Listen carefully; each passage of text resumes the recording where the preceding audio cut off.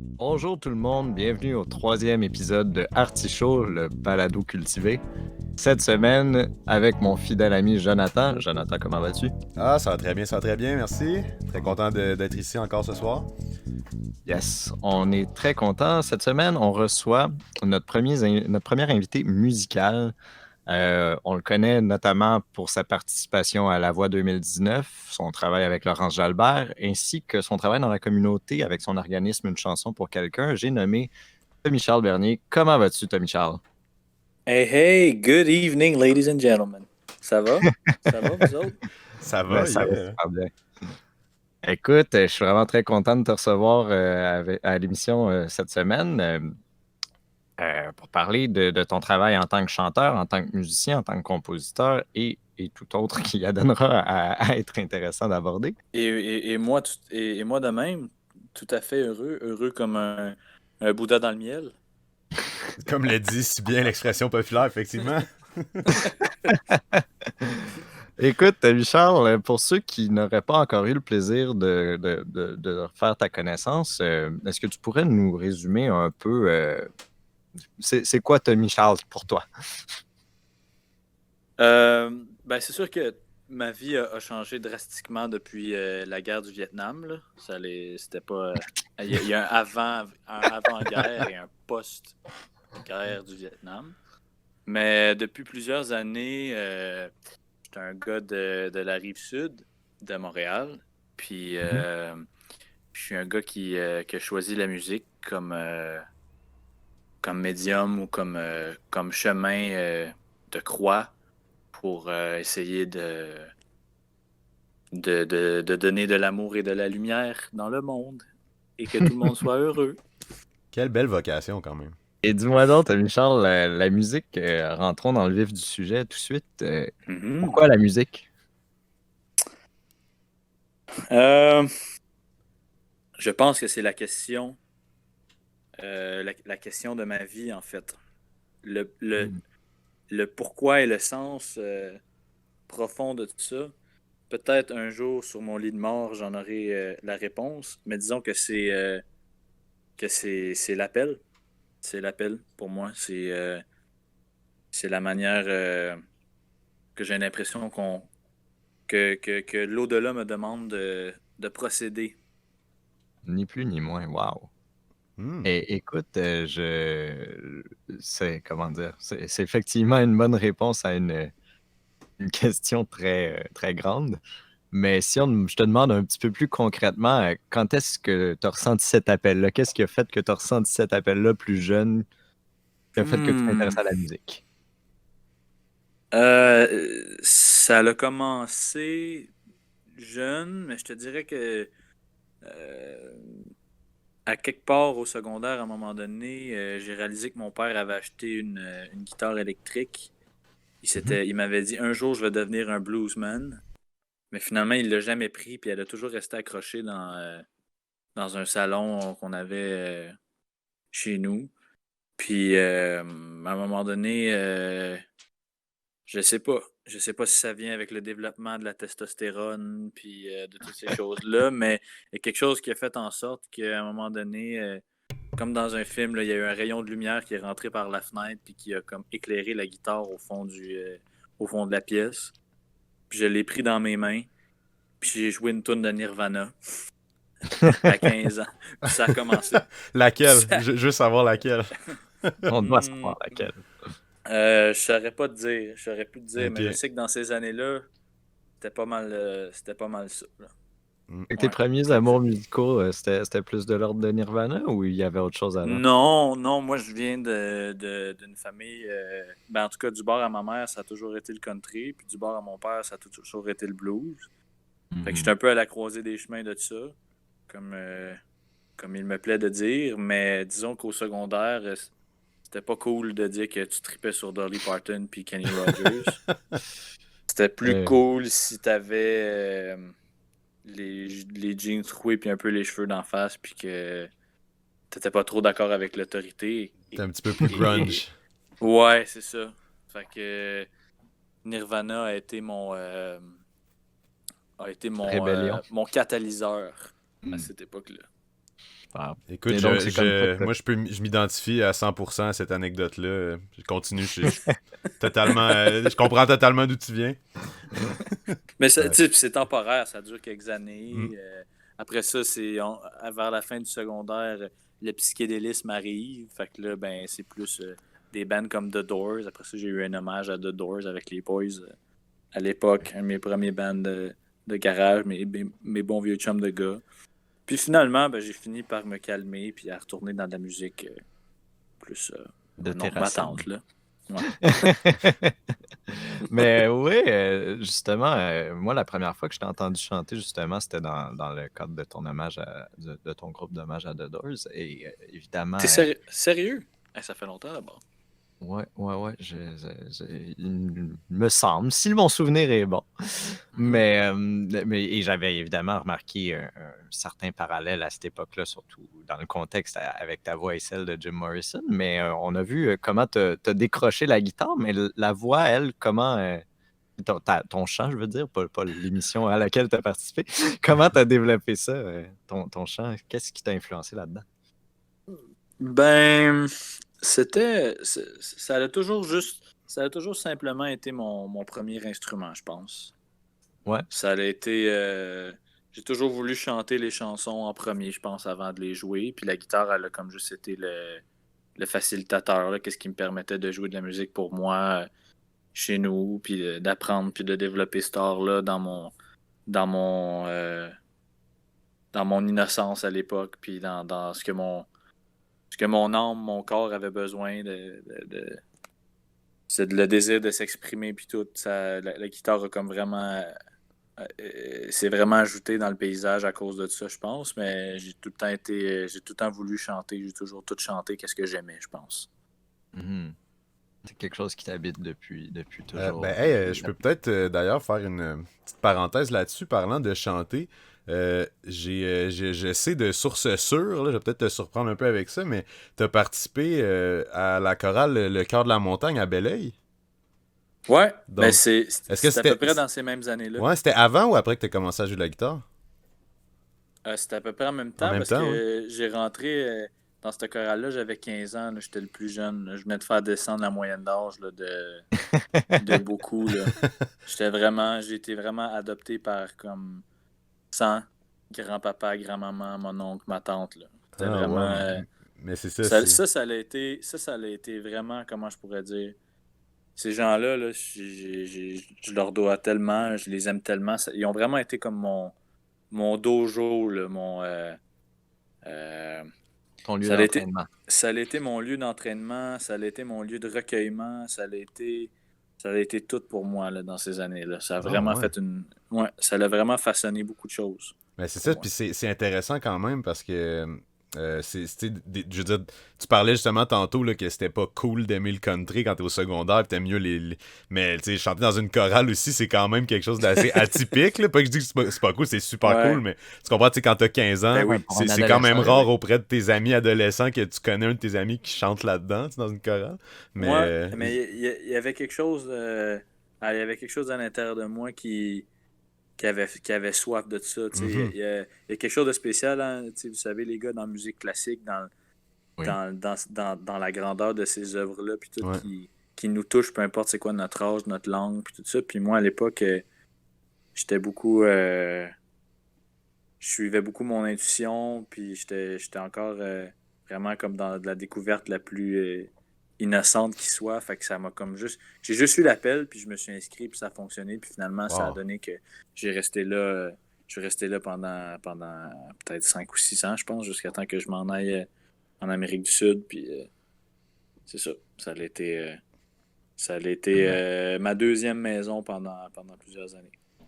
écoute, j'en profite pour te demander, parle-nous donc de tes voyages en Amérique du Sud et ton expérience musicale à travers ceux-ci. Ben, mon expérience musicale a été euh, enrichie par ces voyages-là, je pense. Mais ça l'a été aussi, comment je pourrais dire? Disons que ça l'a été, ça l'a comme créé un zigzag peut-être un petit peu dans mon parcours, là. Ouais. Tu sais, j'ai pas été à l'école en musique, j'ai pas, Mhm. Ça l'a mis en pause certaines choses que j'avais entamées à l'époque aussi, mais ça a comme vraiment été essentiel dans ma vie. Là.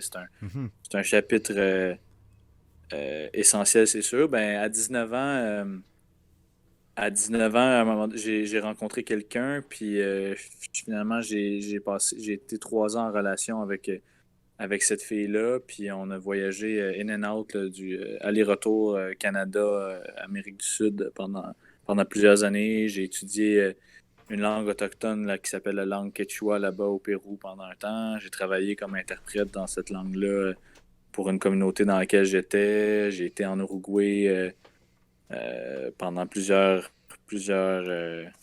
mois aussi, peut-être 1 an et demi au total. Fait que ça a tout été une période de ma vie où j'ai pas trop avancé mon bac, mais j'ai appris toutes sortes de choses alentour que je suis vraiment Mhm. content. Je suis vraiment content d'avoir reçu des mains de la vie aujourd'hui. Ben, d'ailleurs, je sais que tu as quand même un intérêt linguistique marqué et que tu aimes ou que tu vises à relier ton intérêt linguistique et musical. C'est-à-dire que je sais que tu avais un projet d'album en plusieurs langues la dernière fois qu'on s'est parlé. Mhm. Ben, Et le projet, t'as raison. Puis le projet est toujours bien vivant, mais évidemment, il a été mis sur pause cette année avec la situation mondiale. oui. Mais on retourne en studio la semaine prochaine, puis le but, c'est encore d'adapter cet album-là en espagnol puis en portugais aussi. OK. Parce Donc, que c'est ça me un tente. album. Ouais, C'est ça un va être un album en album français ou anglais? en Anglais, OK. anglais, adapté en espagnol puis en portugais aussi. Ah. Est-ce que tu parles aussi l'espagnol et le portugais? Oui. Wow, nice. Parle Mm. combien de langues, t'as Michel? Ben, je te dirais entre 5 et 6 à peu près. Là. Je te dirais quatre couramment, parfaitement. La cinquième, disons que c'est un vestige de mon histoire. Puis la sixième, je suis dans l'apprentissage en ce Mais moment, sois pas aujourd'hui. gêné et nomme-les, s'il te plaît. Ben, je parle français, anglais, espagnol, portugais à cause de mon vécu là-bas. Puis je parle aussi Innu. Innu Emun, c'est une langue autochtone du Québec. Euh, j'ai eu toutes sortes de relations avec les gens de cette communauté-là dans ma vie, aussi des liens familiaux qui ont fait que j'ai appris cette langue-là peut-être à moitié inconsciemment à travers les années. Puis Mhm. depuis 2 ans maintenant, je m'intéresse à la musique de l'Iran Mhm. et aussi à la langue, à la poésie, à la littérature. Donc, j'étudie le persan, qui est la langue de l'Iran, de l'Afghanistan puis du Tadjikistan. Fantastique. Wow. Écoute, déjà, je trouve ça intéressant parce que, tu sais, quand on pense à la musique country ou à la musique blues, on pense pas nécessairement tu sais, au mariage des cultures avec la musique du monde, tu sais. Mhm. Fait que Mhm. déjà là, c'est cette espèce de croisée des chemins, comme tu disais tout à l'heure, que tu as, elle me semble être beaucoup plus ambitieuse que le simple croisement du country blues, là. Et ça t'est venu de où tout ce. Comment dire? T'as clairement une très grande curiosité ou comment Ouais, tu le ben, vis, ça? je pense qu'il y a une grande curiosité, mais je pense que nous, les êtres humains, on porte en nous,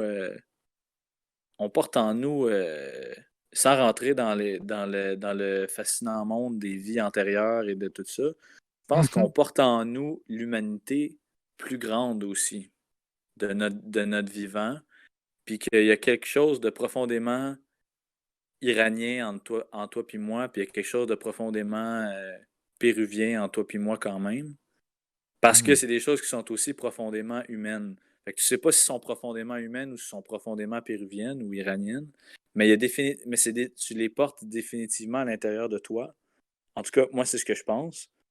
Fait que mhm. pour moi, c'est comme si on dirait que quand les conditions environnementales ou les conditions de ma vie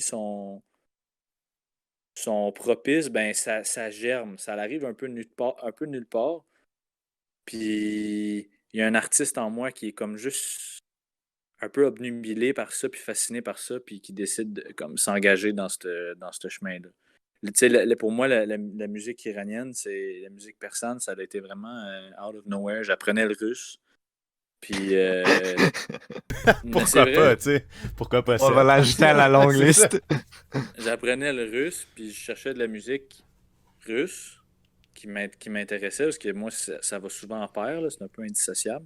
Mhm. Puis là, je cherchais sur Internet, puis tout, puis à un moment donné, dans les vidéos recommandées, ben, il y a un chanteur iranien qui est apparu, puis j'ai cliqué dessus, puis ça a été un déclic pour moi, là. J'ai passé des nuits debout à l'écouter, puis ça a été tout de suite une révélation, là. Ça a été un choc. Wow. Puis Wow. Un coup ça de a fait foudre. que je me suis engagé là-dessus. Puis je me disais, wow, il faut que je comprenne qu'est-ce qu'il dit. Fait que là, j'ai commencé à apprendre la langue. Puis en apprenant la langue, je me suis dit, ah ben, ça m'amène vers le monde de la poésie. Puis tu te rends compte dans cette musique-là que la poésie puis la musique sont tellement imbriquées l'un dans l'autre Mhm. que ben là, tu es parti pour un voyage, un long voyage de plusieurs années et de plusieurs. Avec un lot de péripéties Ouais, et de définitivement. découvertes. Mhm. Donc, c'est ça, de ce que je comprends, t'es quelqu'un de quand même aussi profondément curieux. Parce que, tu sais, de ce que je vois, c'est. Mais en tout cas, je t'écoute un peu parler de ton expérience avec la musique, puis c'est beaucoup, tu te laisses un peu, tu sais, guider par les trucs sur lesquels tu tombes comme ça, puis tu vas t'intéresser beaucoup, tu vas être curieux, ça va te pousser à découvrir autre chose, puis finalement, tu vas essayer de comme adapter ton art en fonction de tout ce que tu vas rencontrer finalement sur ton chemin. Ouais, ben, je pense que tu as raison. Je pense qu'il y a définitivement de la curiosité là-dedans. Il y a le désir je pense, fondamentalement derrière ça, il y a le désir de me rapprocher des êtres humains, puis de les connaître, puis de les aimer aussi. Mhm. Puis il y a quelque chose on dirait que mon cœur a comme détecté une manière de procéder. C'est-à-dire, Mhm. quand on dirait que quand tu apprends la langue, quand tu apprends la musique, quand tu apprends la culture, quand tu apprends l'âme d'une culture, d'un peuple, puis tout, ben, ça finit par comme engendrer des relations positives avec plein d'amour, puis des amitiés, puis plein de découvertes comme ça. Fait qu'on Mhm. dirait on dirait que mon cœur ou mon subconscient, ils ont comme catché ça. Puis quand je vois une petite porte d'entrée, ben, je suis aspiré dedans, puis je me jette à 100% là-dedans. Tu sais, je m'intéresse à tout après la spiritualité, l'histoire, la littérature, puis tout ça. Mhm. Fait que je fais pas les choses à moitié là-dedans. Non, c'est Ça ça. peut être, ça Non, peut être Ça- étourdissant. définitivement pas. Définitivement Ça pas, peut je être te le confirme. étourdissant là, des fois là, pour ma blonde, mettons, là, qui vit avec moi, qui fait comme OK, c'est quoi son trip de la semaine, mettons, là. Euh, pourquoi il fait cette danse-là dans le salon maintenant? Pourquoi il chante cette chanson-là? Mais C'est de la vraie passion. Ouais. c'est de la passion. Il y a de la passion, ça c'est sûr. Ouais.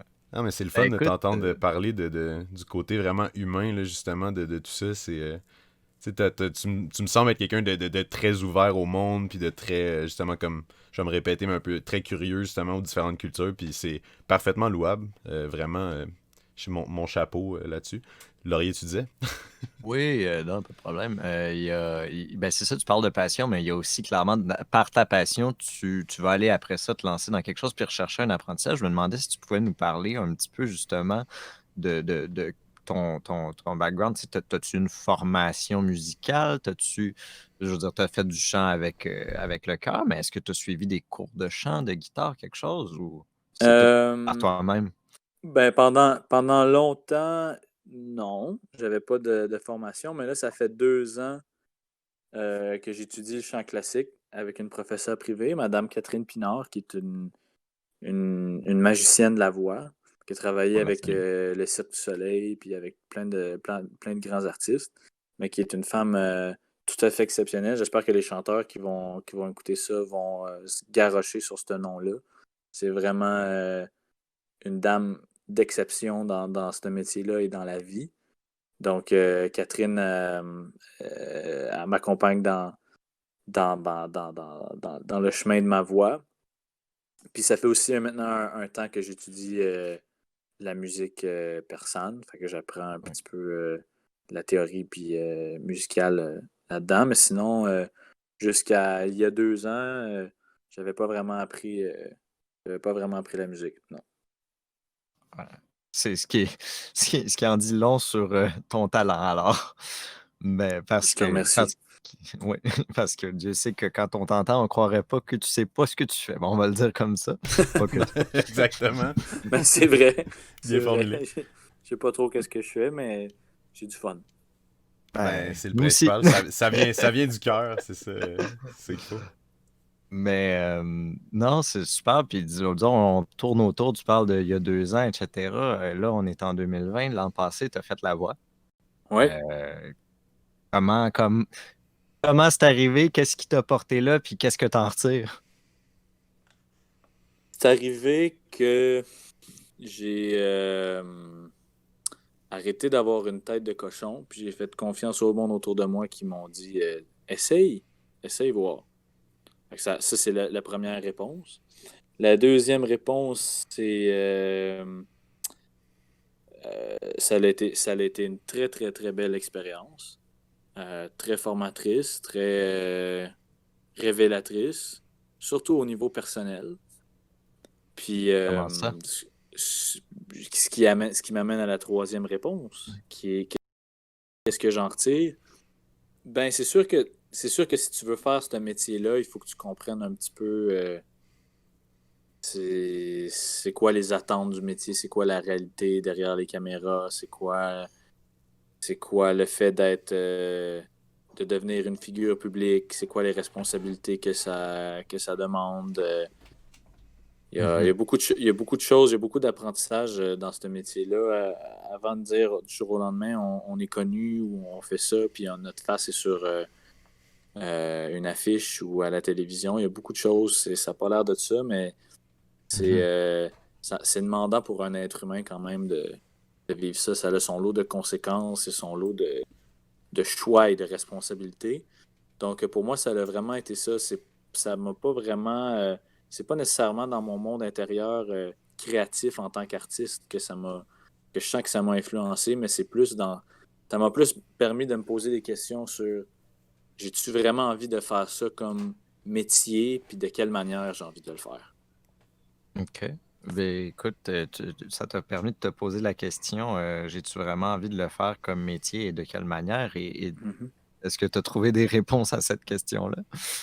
Ben, tranquillement, pas vite. Puis je te dirais que cette expérience-là, ajoutée à la réalité dans laquelle je suis en ce moment avec la pandémie, disons que je commence à arriver à des réponses, là.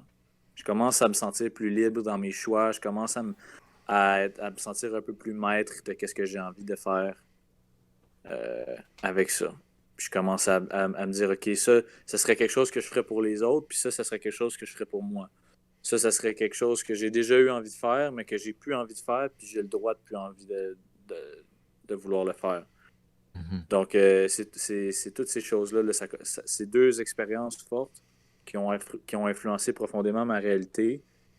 Puis, je commence à avoir des pas pires réponses, là. Super. Ben écoute, à ce moment-là, j'aimerais ça savoir justement sur quel projet tu travailles en ce moment.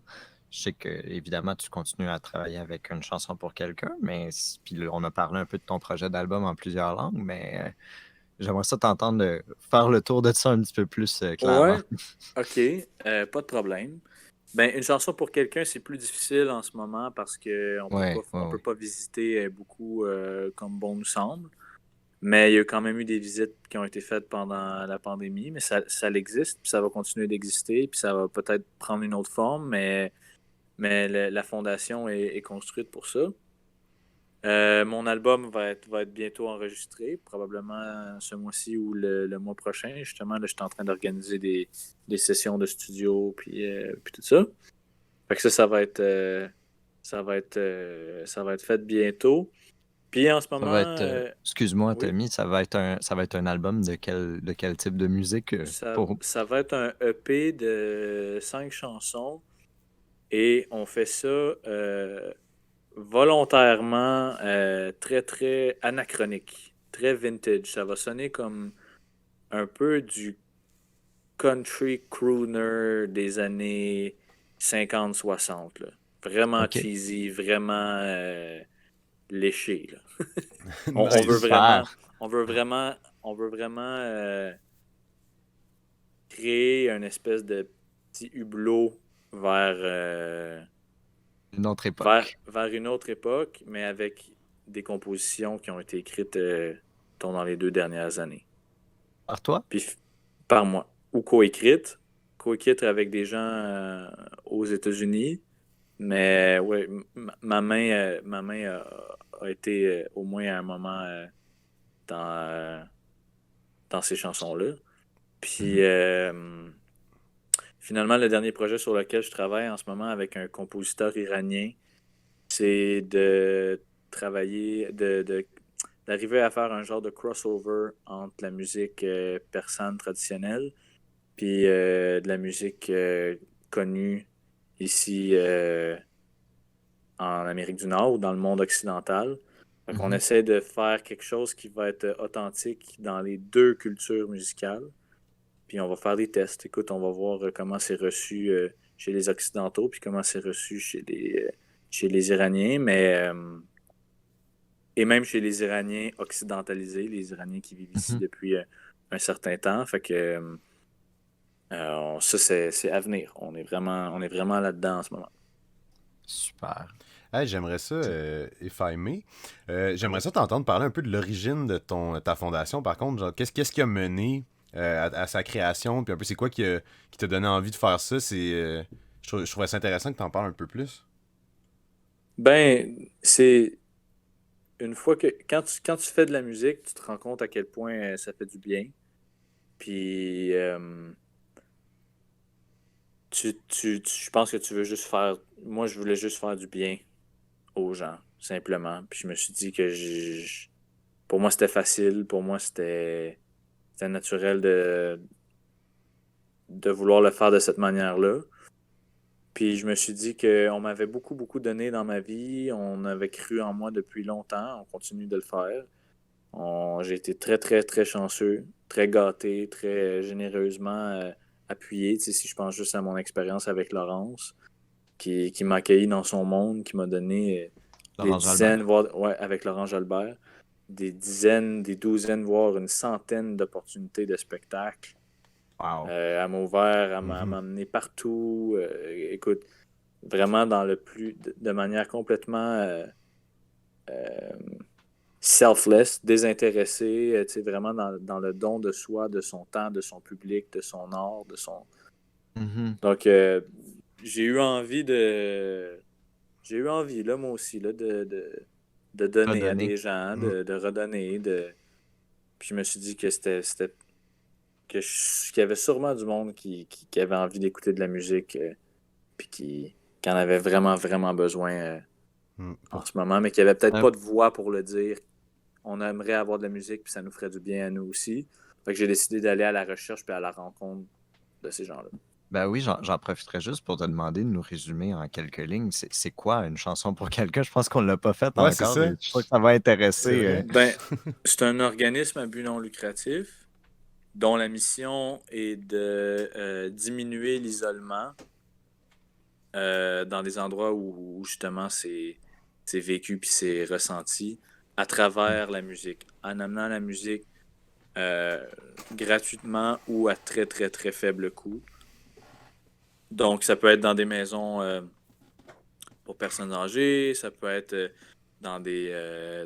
pour des organismes qui s'occupent de gens qui ont une déficience intellectuelle, ça peut être, Mhm. on est déjà allé dans un foyer pour les personnes qui ont la sclérose en plaques, on a déjà été euh, CLSC pour les soins palliatifs, il y a d'endroits où on peut comme créer un moment un peu sacré avec la musique, puis vraiment, vraiment faire une Mhm. différence dans les Mhm. gens, dans la vie des gens. Mhm. Donc, on fonctionne un peu comme une genre d'agence de rencontre entre les gens qui vivent une situation où il y a de l'isolement, puis des artistes qui ont envie de le faire bénévolement là, ou tu sais, avec très, très faible rémunération. vraiment parce qu'eux, ils ont envie de vivre cette expérience-là. Mhm. Et je vais quand même mentionner que j'ai eu le plaisir de t'accompagner dans une telle sortie et que c'est toute une Yes. expérience qui vaut la C'était le peine fun, d'être hein? vécue. Oui, Mhm. vraiment, ça m'a touché profondément. Comme tu dis, il y a un besoin criant que lorsqu'on est sur place, on ressent comme Mhm. profondément. Mhm. Et ça a été un honneur de participer à ça avec toi, encore une Ouais. fois. Je te Et c'était remercie. tellement fun. On a tellement passé une belle journée. Puis je Mhm. te remercie d'avoir participé l'an dernier. Mais Puis donc, encore une fois, si je peux me permettre, vas-y, vas-y. ouais, l'aspect humain de la chose est encore vraiment présent au centre finalement de ton projet. Je remarque que tu es quelqu'un, mais de ce que je peux voir, en tout cas, que pour toi, l'aspect humain, c'est pas juste la musique, c'est pas juste donner un show, mais tu as aussi la proximité un peu avec c'est la proximité émotionnelle, si je pourrais dire, avec ton public, les gens que tu vas vraiment faire de la musique, mais aussi tu veux un peu connecter avec eux. C'est pas juste, je fais mon gig, puis je suis sorti, puis toi, Mhm. as vraiment un aspect qui est, j'ai l'impression, qui est profondément humain dans ta pratique artistique, puis c'est vraiment cool de t'entendre en parler, honnêtement. Je trouve que ça en prendrait un peu plus des Tommy Charles, je pense, dans le monde du showbiz. C'est Mais bon. gentil. C'est gentil. Ben, euh, je- comment je pourrais dire ça? J'ai l'impression que la musique, puis la musique, c'est profondément humain, là. C'est une caractéristique de l'être humain. Après ça, dans notre vie, on peut prendre toutes sortes de tangentes. On peut peut-être oublier les raisons pourquoi on le faisait au départ. Mm. On peut peut-être être distrait. On peut peut-être avoir d'autres Mhm. besoins qu'on veut combler avec la musique ou quoi que ce soit. Mais je pense que la magie existe. La magie opère vraiment. Le miracle arrive vraiment quand on se rappelle que on est au service de la musique. Parce que la musique est plus grande que nous. La musique, ça fait longtemps qu'elle est là, puis elle va continuer longtemps après nous.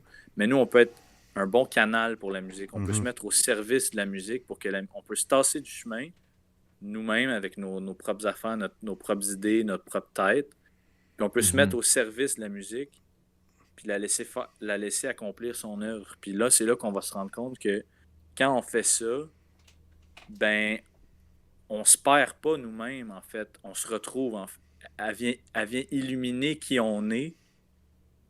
Elle vient magnifier qu'est-ce qu'il y a de plus beau à l'intérieur de nous quand on décide qu'on fait un pas en arrière, puis par humilité, on se tasse un peu du chemin avec notre style, nos attentes. Puis là, ben, c'est là que la magie, elle opère parce qu'elle prend toute la place, mais elle touche les gens, elle rapproche les gens, elle met qu'est-ce qu'il y a de plus beau à l'intérieur de nous, elle nous fait voir qu'est-ce qu'il y a de plus beau à travers les gens. Fait que je suis d'accord avec toi. Je pense que c'est important de peut-être de se poser la question puis de méditer sur c'est quoi le lien c'est Mhm. quoi le lien profond qu'il y a dans notre nature d'être humain avec la musique, puis comment qu'on peut s'en servir pour créer du bon à l'intérieur, autour Ouais. de nous. En faire quelque chose de positif, puis Ouais, ouais, de ouais. bénéfique, finalement. Ouais. Laisser aller, c'est très intéressant parce que, tu sais, souvent, puis je la ramène souvent, là, c'est ma phrase à chaque semaine, mais tu sais, souvent, on a cette espèce de vision de l'artiste qui doit souffrir, qui doit se faire mal pour créer, puis À à l'image l'opposé de de ça. Van Gogh, exemple, Ouais, qui est ouais, probablement ouais. le plus. L'illustration la plus Ouais. concrète de cet artiste tourmenté. Là. Voilà, Mhm. l'artiste Ouais. tourmenté. Et toi, tu rejettes complètement ça. Je vais me permettre d'utiliser, tu es dans un autre paradigme. Tu es Mhm. vraiment dans tasser l'ego et canaliser quelque chose de positif, tu sais. C'est, Ouais, ben c'est sûr que c'est sûr que euh, je pense on laisse dans notre musique comme des traces dans la fréquence. Fait que Mhm, l'intention avec laquelle on crée, l'intention avec laquelle on va vers les gens, l'intention avec laquelle même si on décide que on canalise la souffrance, puis on a besoin mhm, par exemple, on veut utiliser la musique parce qu'on a besoin de se purger de certaines choses. mhm, Mais l'intention avec laquelle on va le faire puis qu'on va l'amener vers les gens, ça va se sentir ça dans l'invisible. Puis, puis on peut être surpris des fois par ce qu'on a fait inconsciemment ou ce qu'on n'a pas voulu faire ou, ou on peut se rendre compte qu'on crée beaucoup de choses là, peut-être sans s'en rendre compte. Puis c'est vraiment important d'être, je pense, d'être présent puis d'être conscient de A à Z dans le processus pour justement pas avoir de surprise plus tard puis pour se rendre compte qu'on fait vraiment les choses comme on veut le faire.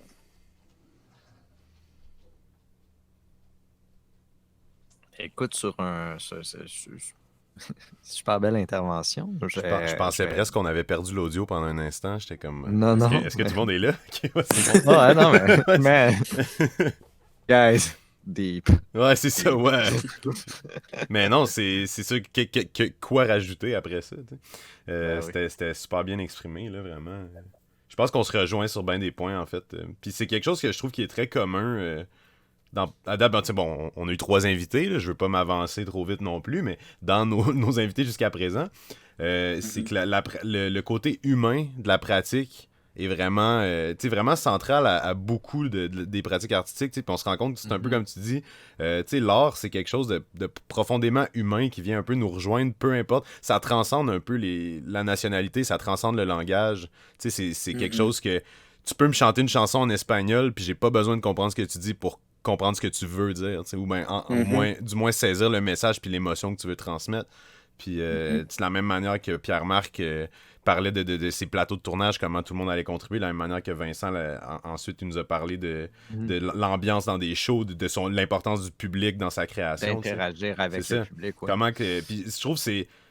Des fois, en tout cas, j'ai cette impression-là un peu que souvent, le show business nous fait perdre un peu de vue cette espèce d'aspect humain-là, tellement que, tu sais, on en a tellement à consommer maintenant, puis c'est tellement rendu, tu sais, je veux dire, c'était une industrie, c'est ça, qui est tellement massive qu'on en oublie. Je veux même pas dire... je veux juste faire un bémol ici, au sens où je dis industrie, mais pas au sens de comme, l'industrie... Non, juste la quantité massive qui est produite. C'est ça, exactement. Dans le sens qu'on en a tellement, puis que ça devient facile, tu sais, de tomber dans des clichés, puis souvent, l'aspect humain, je trouve, en tout cas, est un peu délaissé au profit de qu'est-ce qui est vendeur, qu'est-ce qui est accrocheur, qu'est-ce qui est finalement de la bonne vieille musique, du bon vieux blues, une voix qui résonne, c'est tout le temps quelque chose qui va comme tu disais, la musique elle est toujours là, puis ça va toujours exister, c'est toujours quelque chose qui va résonner avec les gens. Puis bref, excusez-moi la grosse tangente. Mais non, mais c'est intéressant, puis je pense que ce que tu viens de dire, c'est une ligne directrice qui est vraiment présente dans cette vocation-là. Mais c'est comme un peu dans tout dans la vie. Mais c'est que en tant qu'être humain, on est comme des voyageurs interdimensionnels. On surfe toujours sur plusieurs dimensions en même temps, puis on doit je sais quoi le mot pour ça? On doit s'adapter ou dealer avec un paquet de dimensions différentes en même temps. Tu sais, c'est comme, t'es un artiste hyper créatif, t'as une foule d'idées, mais tu dois quand même te lever le matin pour aller au travail pour payer ton appartement. C'est ça. Mais en même temps, où tu peux, tu sais, puis on a plein de dimensions. On est des... on a une dimension physique, on a une dimension émotionnelle, on a une dimension spirituelle, on a une dimension créatrice, puis tout ça. Puis je pense que quand on parle de l'industrie, ben c'est ça, c'est que ça fait partie du challenge de notre vie sur la Terre, c'est qu'on voudrait être libre de créer tout ce qu'on veut, on voudrait arriver à être bien tout le monde ensemble, à toucher les gens, mais il y a une partie qui fait que on a quand même besoin d'avoir de l'argent, on a besoin de faire de l'argent puis de trouver un métier pour se nourrir puis tout.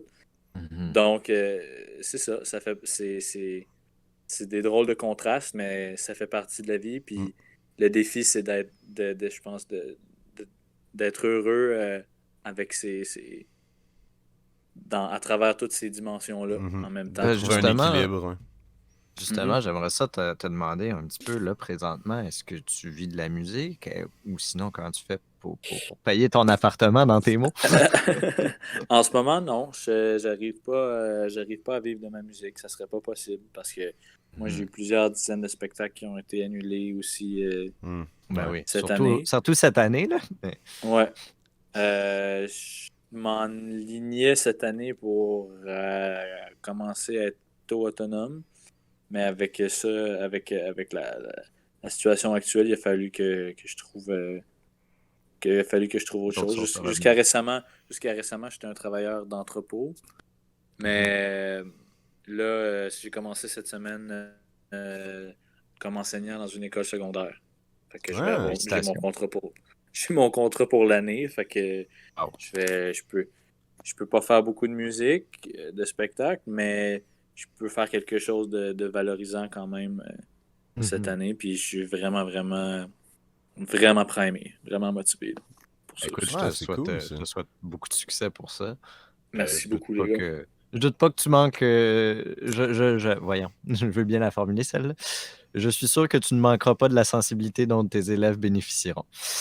Merci, Euh, Laurie. T'es bien smart.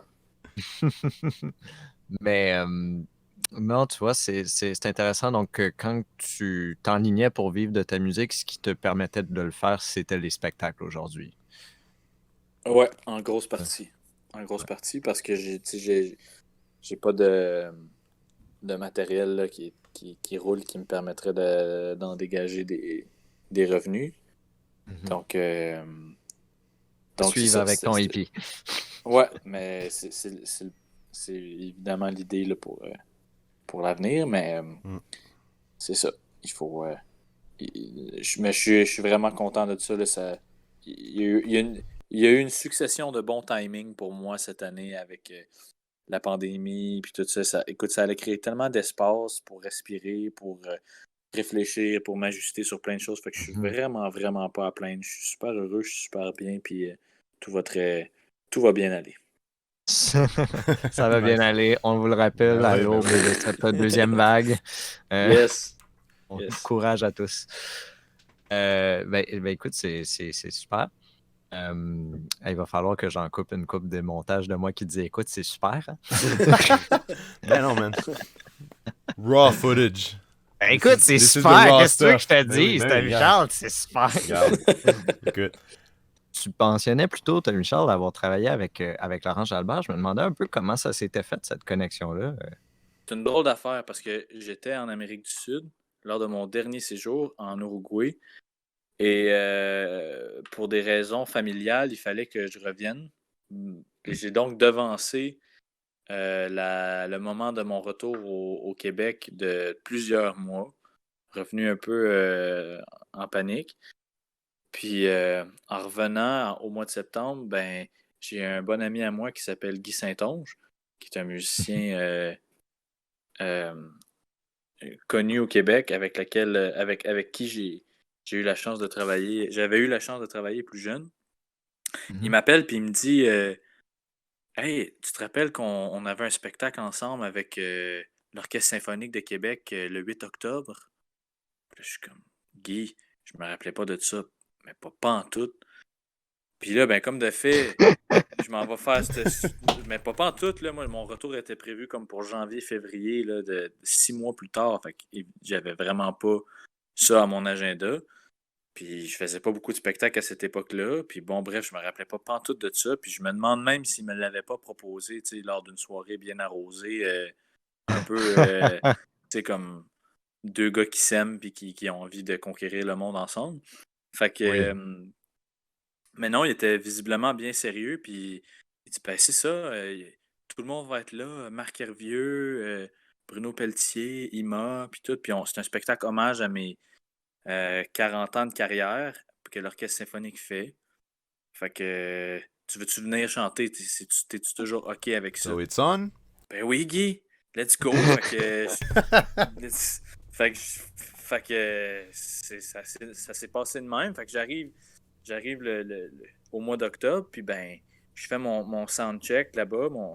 Puis Laurence était parmi la liste de ses invités parce que c'était une bonne amie à Guy aussi. Puis là, elle m'a entendu, puis elle m'a dit, ben, Hey, j'ai vraiment aimé qu'est-ce que tu as fait. Puis je fais un spectacle country qui s'appelle La Caravane. Puis ça va avoir lieu l'été prochain. Puis j'aimerais vraiment ça que tu viennes. Fait que là, j'étais comme capoté. J'ai dit, ben oui, anytime, tu sais. Mais finalement, elle m'a rappelé une semaine plus tard. Puis elle m'a dit, tu veux-tu venir faire quelques chansons en première partie? Puis elle m'a dit, je m'en vais à Bellébum. Tu veux-tu venir avec moi aussi à Bellébum? On va faire une tournée ensemble. Ils ont accepté de te Wow. prendre. Puis elle m'a invité sur Wow. ses autres spectacles. Puis finalement, ben, son gérant est devenu mon gérant aussi. On est ensemble pendant plusieurs années. Puis on a eu une tournée ensemble qui s'appelait Laurence Jalbert présente Tommy Charles. On a eu une trentaine de shows de ça aussi. Fait que, écoute, elle m'a vraiment pris sous son aile. Puis comme je vous disais tantôt, c'est une dame d'une telle générosité, d'une telle gentillesse, d'une telle Ben oui. douceur. Puis j'espère vraiment, vraiment que d'autres artistes vont lui emboîter le pas comme ça, puis que d'autres artistes vont prendre un apprenti ou une apprentie comme ça, puis ça crée tellement des beaux liens, écoute, ça change la vie de quelqu'un, je pense. Puis pour moi, c'est définitivement le cas, puis je vais lui être toujours extrêmement redevable et reconnaissant d'avoir été d'avoir été une bonne étoile sur ma route comme ça. Wow, nice. Shout out Laurence Jalbert. Mais Ouais. Définitivement, Laurence, là. Nice. Very cool. Fantastique. Ouais. Parfait. Puis sinon, un petit peu plus à long terme avant de terminer, là, on sait on sait ce que l'avenir proche nous réserve avec Tommy Charles, mais à long terme, est-ce qu'il y a des projets que tu sais que tu veux faire, mais que tu n'es pas encore rendu à faire? ben, j'aimerais beaucoup avoir un ensemble, un petit groupe de musique persane. Ça, c'est sûr que ça me tente d'y aller à fond la caisse là-dedans. Euh, j'ai aussi un projet de créer des séjours d'écriture de chansons au Québec, parce que ça se fait beaucoup, beaucoup. Je sais qu'il y a des auteurs-compositeurs qui le font au Québec, mais je sais que c'est très, très populaire aux États-Unis. J'en ai fait quelques-uns, puis je trouve que c'est vraiment le fun. Ça crée vraiment D'ailleurs, des beaux liens. Ouais. c'est à Nashville que tu as été, je pense. J'en ai fait à Nashville. J'ai écrit Mhm. à Nashville, puis j'ai écrit aussi au Texas. Faut quand même le faire aller à Nashville puis au Texas pour écrire du country. C'est quand même. Oh yes. C'est trippant, c'est sûr. Donc, T'as-tu rencontré du monde cool, là? Ah, j'ai rencontré toutes sortes de monde là-bas. J'ai été. J'ai écrit de la musique pendant un petit bout chez Warner Brothers à Ah Nashville. Fait ouais? que j'ai croisé toutes sortes de brain dans cette boîte-là, toutes Ben sortes oui. d'artistes. Puis j'ai côtoyé du monde qui côtoie mes idoles, mettons, là. Fait Ben Nice. oui. fait que ça a été vraiment un autre beau cadeau de la vie. Fait que c'est quelque chose que j'aimerais faire ici. Euh, c'est ça. Fait que je pense que j'aimerais bien ouvrir là, tout le côté musique du monde, puis international, tout ce qui se rapporte un petit peu à ça. Là, je te dirais que je suis pas mal dans cette vibe-là en ce moment. Là. Ça me parle beaucoup. Super. Ben des beaux projets. Écoute, j'ai très hâte de voir la suite de tout ça. Jonathan, est-ce que tu avais autre chose à rajouter? Ben ouais, peut-être juste en terminant, moi j'étais curieux, on en a plus ou moins parlé, mais je voulais savoir c'est quoi. Tu sais, je sais que t'as quand même. Justement, tu parlais, ton père était un bluesman, ta mère était plus de country. Ça a été quoi, mettons, quelques-unes de tes grandes influences? Mettons, tu parles de tes idoles, j'aimerais ça savoir, ce serait qui est-ce que Tommy Charles looks up to? Ben, c'est sûr que Ben oui. tu sais, ma mère a canonisé dans sa vie Elvis depuis longtemps. Là. Ok. Tu sais, c'est comme. C'est, c'est, c'est clair que ma mère en a toujours parlé avec tellement d'émotion, avec tu sais, les étoiles dans les yeux, les papillons dans le ventre, que depuis très jeune, tu sais, c'était impossible pour moi de grandir avec une mauvaise opinion de ce monsieur-là. Là, tu sais, fait qu'il- Heureusement que tu n'étais pas un soprano, hein? Non, c'est ça. C'est ça. Fait que ça m'a vraiment. C'est sûr qu'il m'a vraiment inspiré. Là, surtout, pour moi, surtout le Elvis Gospel. Ça m'a Mhm. vraiment, plus que le Elvis rock and roll, mais je te dirais que toute son œuvre gospel, pour moi, ça m'inspire encore vraiment en date d'aujourd'hui. Euh, ben, puis tous les artistes du country là, des années 90, 80, c'est sûr que ma mère, elle m'a vraiment transmis ça. Puis mon père, ben lui, tu sais, il m'a transmis les vieux bluesmen, là, fait que les B.B. King, les Howlin' Wolf, les Muddy Mhm. Waters, Of course. les gens de ces années-là, les Son House même. Fait que c'est un petit peu, je te dirais, ceux qui ont façonné mon son, puis qui ont éveillé qui ont allumé la flamme à l'intérieur de moi au début. Fait que je suis en train aujourd'hui encore de déchiffrer c'est quoi l'héritage de ces gens-là Mhm. dans ma Mhm. musique à moi. Mais Ah. je pousse l'audace. Tout à l'heure, tu mentionnais avoir côtoyé des gens qui avaient côtoyé, travaillé avec tes idoles. Malheureusement, il y a bien des gens qu'on vient de nommer qui ne sont plus parmi nous. Donc, Mhm. tes- donc, si je te demande, c'est qui tes idoles vivantes maintenant?